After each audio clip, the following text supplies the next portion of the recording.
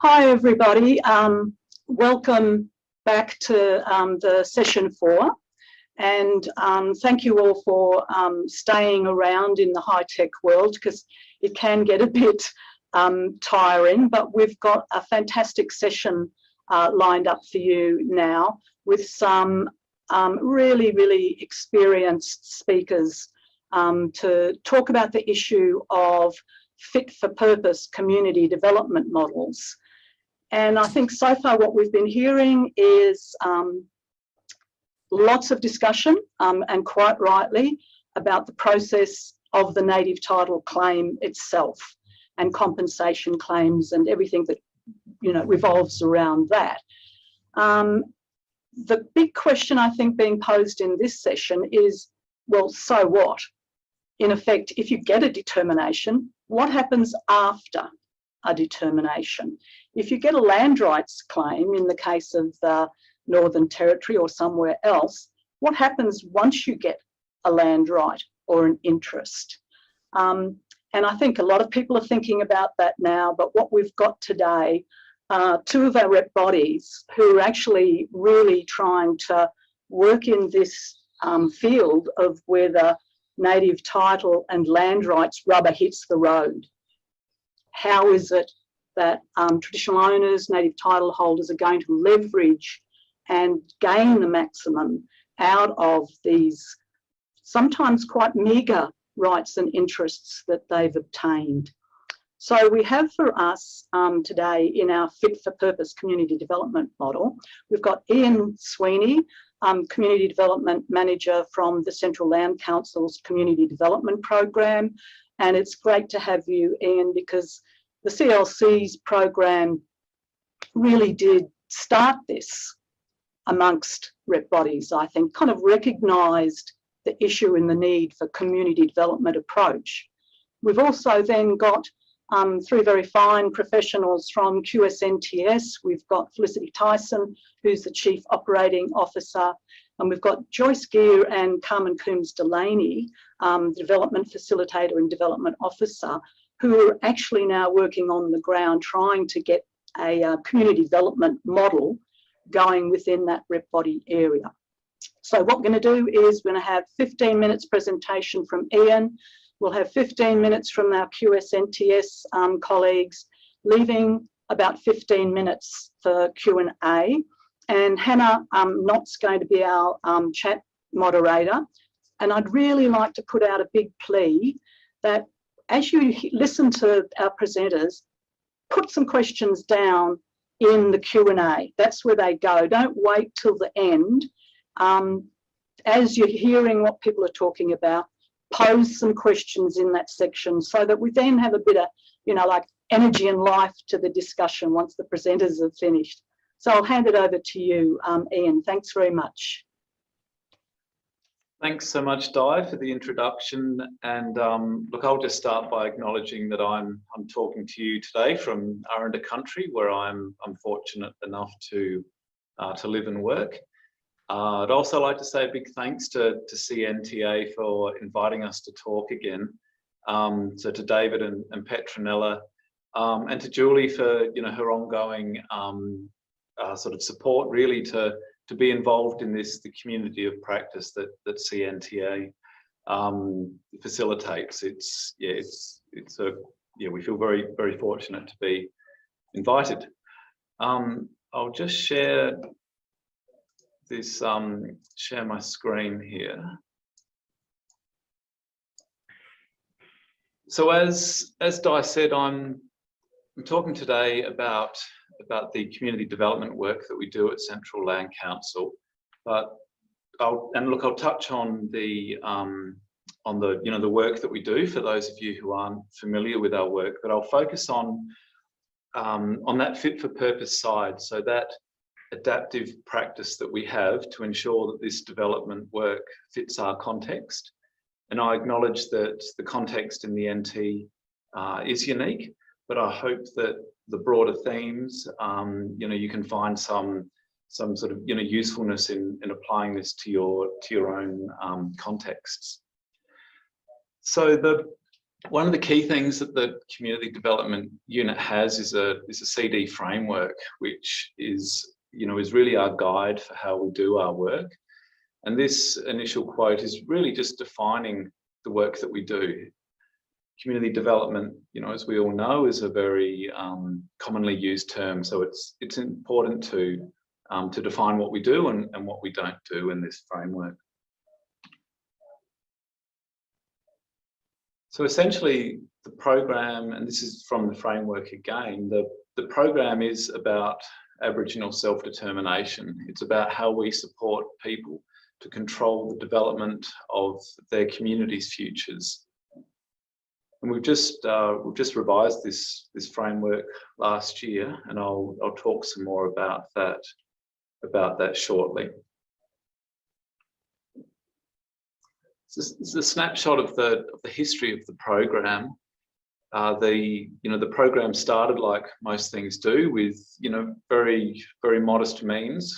There was only maybe $100,000 or a couple of $100,000 a year of projects for those first 5 years, and only a couple of staff managing that income and supporting groups to do their work.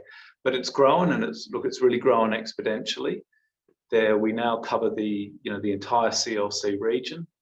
As you can see, we're getting close to $170 million worth of projects that have been done. The $170 million of people's land use income has been invested in their communities now over 17 years. So we divide ourselves anthropologically. We have the Tanami region in the northwest, up on that that top left there, which is predominantly there's a very large gold mine there, the Granites Gold Mine, that provides a lot of income for the program. And it's it's mainly land rights, it's mainly Aura in that northwest. The eastern region, which is predominantly native title land, and you can see there's a lot of groups in the east, but their income tends to be really low. It tends to be really modest income. Some of those groups might get $25,000 a year of of pastoral license money, compared to sort of $4 million of gold mining royalty and affected area payment in the Tanami. And then the southwest region, which is a mix between Aura and native title. The Uluru rent money is the main income stream in the southwest. So how do we actually do this work? So this is a what we call our planning river, and it really just outlines how we work with groups, and we use this tool in really all our meetings, and sometimes a number of times in a meeting. So the trigger for getting involved in the CD program is for a group to have income through their land use arrangements. And when a group has that income and wants to invest it and have us work with them to do projects, the first thing that we do is we set up a governance arrangement with the group. So commonly you might have a traditional owner group that will delegate the planning of the projects to a working group who will develop up the projects, but then go back to that TO group for the the final allocation of income. So the steps 3 and 4 are all about that community planning that we do on what people want to achieve and how we're best to achieve that. Who are they going to partner with to do the project? And and sort of what are their options? What are things going to cost? And that's where CLC goes away and develops up budgets, works with project partners to develop up those project plans, that then come back to that group to make a decision on. And so once that decision's been made, then we enter into a legal agreement with a project partner, and that's where Land Council has more of a contract management role, in making that, making sure that project happens, make sure things go the way that the group intends it to. And then that last step, how did it go? And that's our that's our monitoring and evaluation coming in to make sure that things have gone the way that that the group wanted to, and any lessons learned. So this just lays out the that what I was talking about before, that slow start to the unit as we as we developed our practice, and to that expansion and now consolidation. And you can see through this slide the way that income has grown, you know, and really significantly in these last 7 years, where we're getting you know, really significant amounts of incomes, a number of projects, and then our staff resourcing has grown to you know, to meet that workload demand. The you know, the projects that have come on board, like the income streams that have come on board, are mapped across the bottom there, and we're seeing an increasing number of smaller groups with smaller amounts of money want to get involved in the program. And there's a match funds project where we received some money from NIA to be able to match people's income to support those, particularly those native title groups that don't have such big income. As I mentioned earlier, the CD framework is really a foundational document for the unit. It was initially developed very much in the early days of the unit, and it's now been updated regularly. The most recent incarnation of it, we took 2 years of monitoring and evaluation interviews with what we called key informants, constituents that have been involved in the program, often for many years. And those people have, you know, given their thinking about where we're on track, what we need to do differently. And we've seen, you know, we've seen some significant changes to how we work as a result of those key informants, particularly trying to do deeper work with communities to try to make a bigger impact and to do more advocacy as well on this work and this approach. Another really important part of our practice is having this monitoring and evaluation that's been going now for 12 years. The monitoring and evaluation has, you know, in those early years really had a shoestring resourcing, and I think we were working out how effective we were doing, whether what we were doing was meeting the aspirations of our constituents. But we didn't have the resources to really create that evidence of the outcomes and change that the program, that we feel anecdotally the program is achieving. And so we've just recently got some good resourcing for that. We've now got a specialist monitoring and evaluation position in the unit, and we're starting to do a longitudinal study in Lajamanu, which is one of the communities where we have a lot of work. The CD reference group. So the CD reference group, again, was started in the really early days of the unit, and I feel that we're really fortunate to have had, we've had a good number of different people on the reference group, but it's, you can see our terms of reference there on the screen, but in short, it's it's like having a critical friend that will challenge us on our practice. We can take issues or dilemmas that we're having to them, and it's it's had a really significant impact again on the way we work. We've had some really strong advice. You can see Dave Martin he's currently on the reference group there, as well as Deirdre Tedmans and Josie Douglas. And Dave's always given us some really solid advice about getting out in meeting consultations, much more to the forefront, and trying to sometimes get away from those, those bigger meetings that can create a more contested space for decision making. In more recent years, we've started to establish a community development network. This idea came after when NLC started doing their community development work. We brought the NLC executive in to meet with the Uluru Katajuda TOs to talk about the work they'd been doing, and seeing the great conversations that they were having, we thought we should try to do something like this and incorporate the practitioners, the staff as well. And so we've established this network, which gives us I think a really rich amount of thinking and and support on our practice and improving our practice. We've been able to do TO exchanges of bringing groups, taking groups from the centre to the top end to talk to each other about the work they're doing and their learnings on it, and doing that with staff as well. And through this CNTA forum, I think we've starting to build a really good relationship with QSNTS, who are obviously presenting next, and really excited about having them down to our CD network meeting next week. So I wanted to pick out governance as one of the elements of the work that I feel that we've put a significant focus on in more recent years.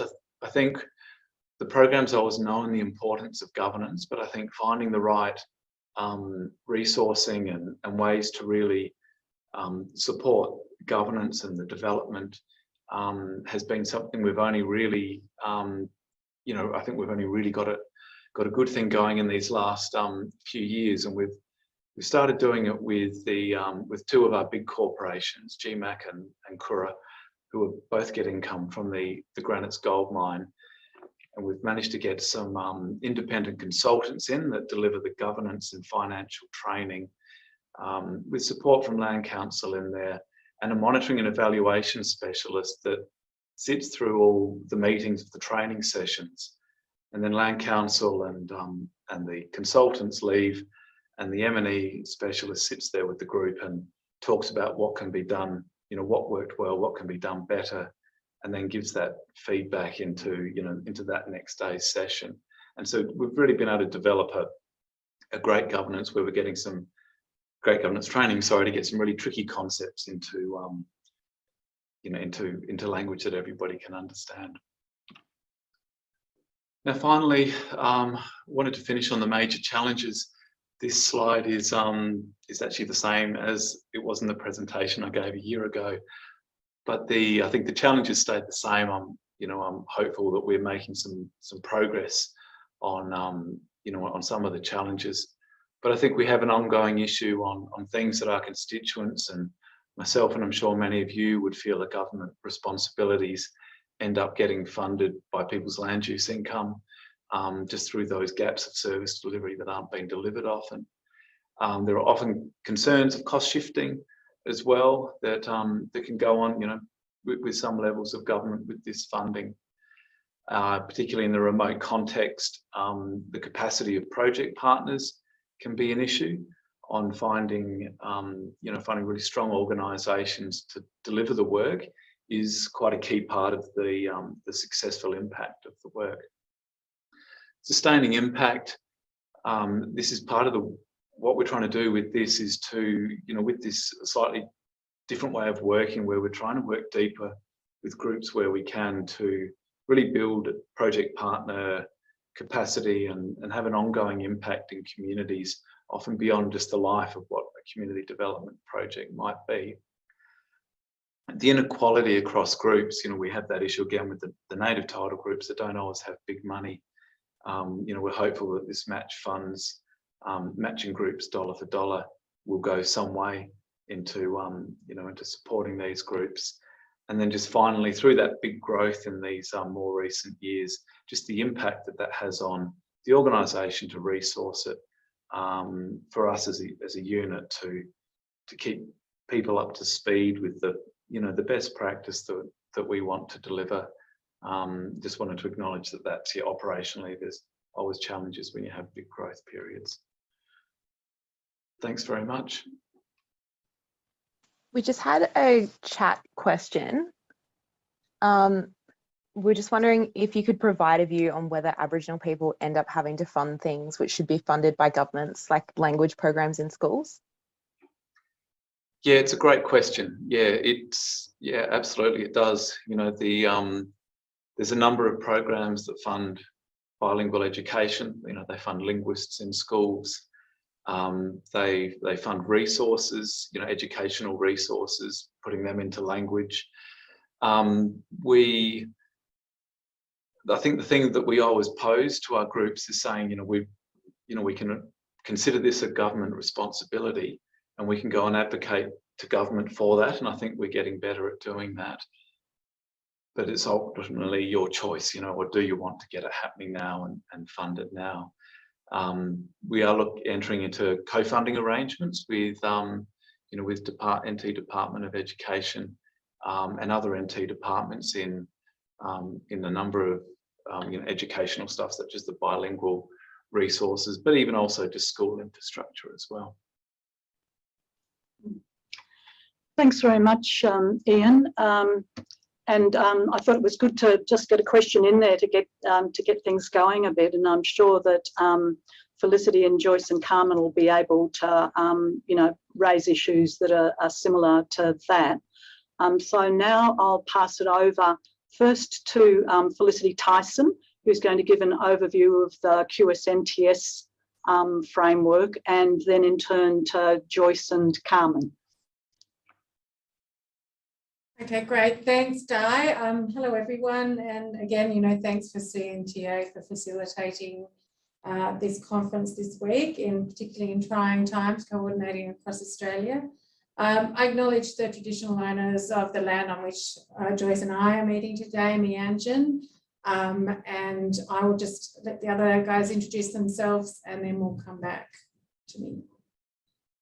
Hi, as Felicity mentioned, I'm Joyce and I'm here in our Brisbane office, and I'll hand over to my colleague in Isa.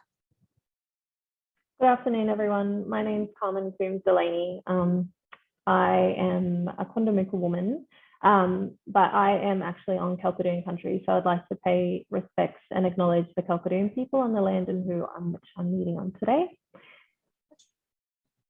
Thank you. Okay, thanks, Carmen. So look, I guess going back to Di's opening in relation to in our region anyway, where we don't have an ALRA type scheme, but we have the Native Title Act, which is, as a rep body, that's what we're funded to perform functions under that.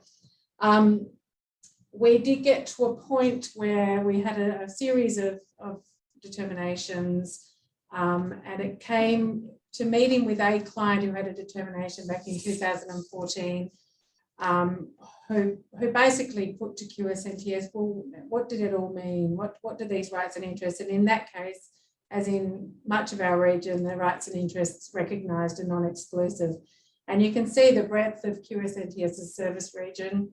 So, you know, we have desert mob, we have saltwater mob, and we have people who've been hit by various and often harsh extremes of colonisation. So often the determination of rights and interests will be mostly non-exclusive.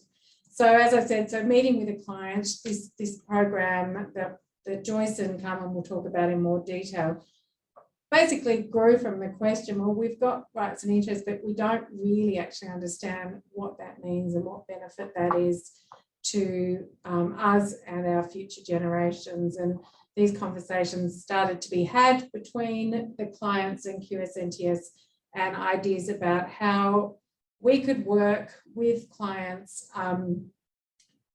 to basically work towards developing sustainable outcomes long-term towards, and this is probably the similarity between QSNTS's and CLC's model, is self-determination. So that's definitely an area of commonality. The difference here is we are starting from a point of zero funding. PBCs, as everyone will be aware, get about 70, 80 grand a year each. So it was how, with very little funding, can we start to implement those native title rights and interests sustainably. So our model, unlike CLC, it's nascent and we have a lot to learn. And from QSNTS has a model of like an interdisciplinary team working with each client, which has a researcher, a lawyer, a community relations officer, and anybody else who needs to come in and provide their particular expertise. But we decided we're still prosecuting claims. We're going to be prosecuting compensation claims. we need to bring in the expertise to help deliver this growing sort of program of what we call client development as opposed to community development. And the reason for that being how we're funded under the Act and how our function are described, but I'm not going to go into that right now. So out of this need for this very important post determination implementation, and also in a recognition of the need to actually get in prior to determination to set PBCs up to succeed, we developed the Client Development Unit, and we're very lucky to have Joyce and Carmen with us. Part of our plan is, with only 2 staff and plus me as the head of operations, is that with an unlikelihood that there'll be a lot of funding for us to grow our CDU at this point in time, a big part of our approach to working with clients and rolling out the People Place Partnership, which is our client development framework, is that we will start building capacity across what we call our client management teams, who will each work with the CDU to work with the rollout of the People Place Partnership.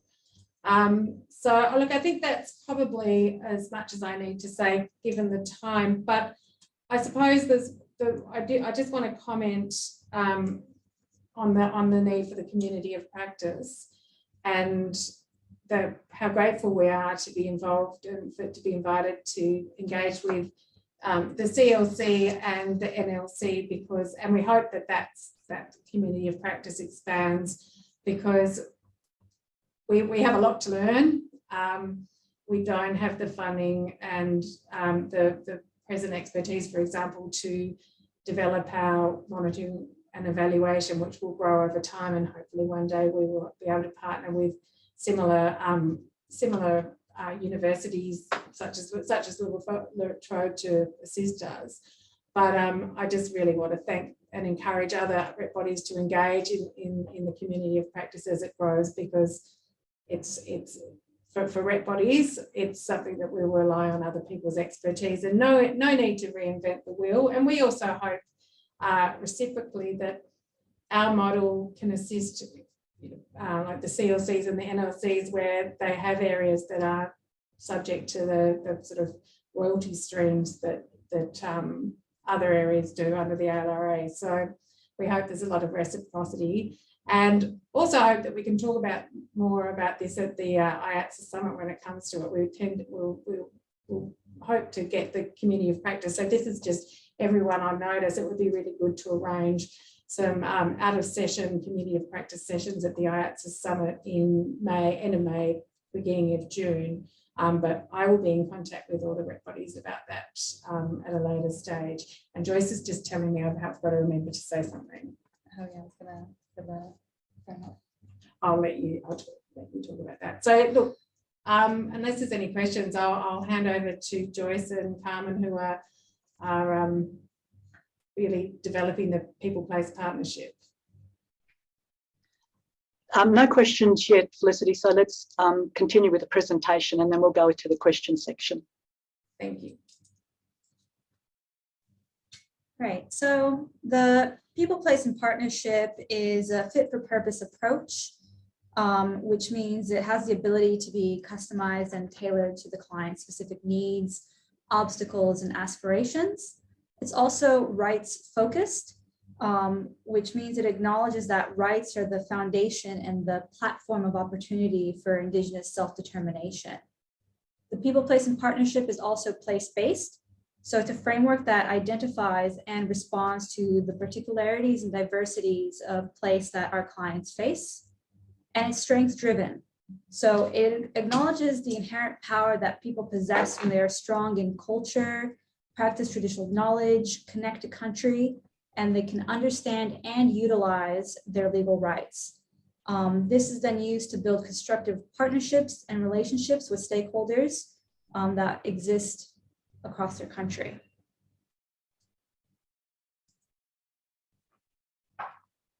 Okay, so this slide here is a list of services that we have collated, which are all common aspirations that our clients have expressed to us as development opportunities that they'd like to pursue. And now that these groups are entering into the post-determination space, it's clear that they're really wanting to focus on building a strong economic future for their younger generations and really leverage their native title rights and interests that they've fought for, whilst preserving culture and caring for country. And as we know, PBCs are tasked with a wide range of responsibilities that range from compliance of their statutory functions to progressing aspirations of common law holders. And over time, these functions have grown in number and complexity. And so these collated aspirations that we've put together are linked to the themes of people, place, and partnership.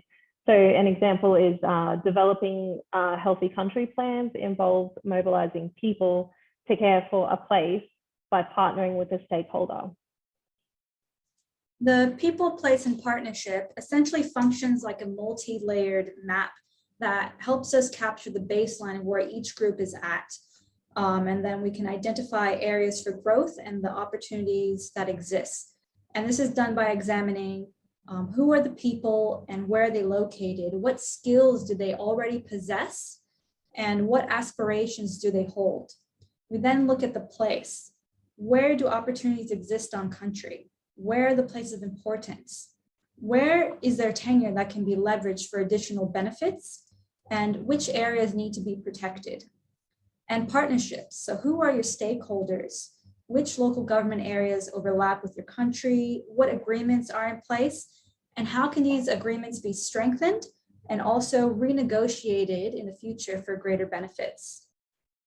By creating this group snapshot, the task of leveraging rights and negotiating future benefits becomes clearer. It provides a pathway forward.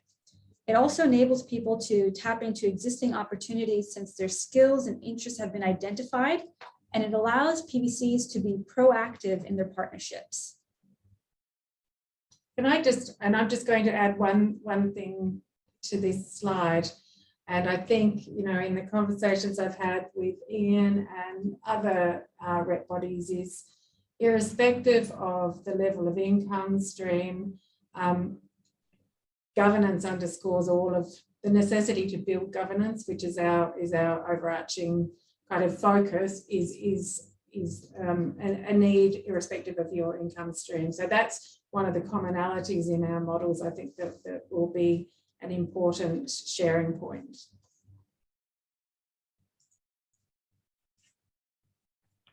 So the evolution of people, place, and partnership was largely driven by the success and learning from the Buntamara Mapping Resources to Manage Country project, which was conducted by QSNTS in 2019. The project was funded by a capacity building grant of around $96,000 from the then Jobs, Land and Economy program in Department of Prime Minister and Cabinet. And the Buntamara Mapping Resources to Manage Country project provided the planning framework for the development of the three interconnected products of people, place, and partnership, which is together provided for some short-term but largely long-term leveraging of opportunities through the implementation of native title rights and interests. So we conducted a skills audit, which is people, the cultural mapping, which is place, and the stakeholder engagement plan, which is partnership.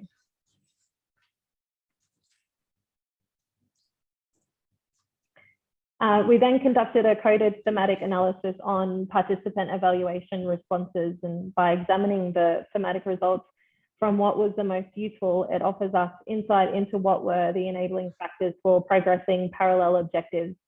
And it's clear from people's responses that being on country and having a place-based design and delivery where priorities were culturally grounded was a huge benefit and a highlight throughout the workshop. And it's also important to note that these evaluations were anonymous, and as such, it's our belief that they didn't capture the breadth of the importance and facilitation of youth and knowledge transfer.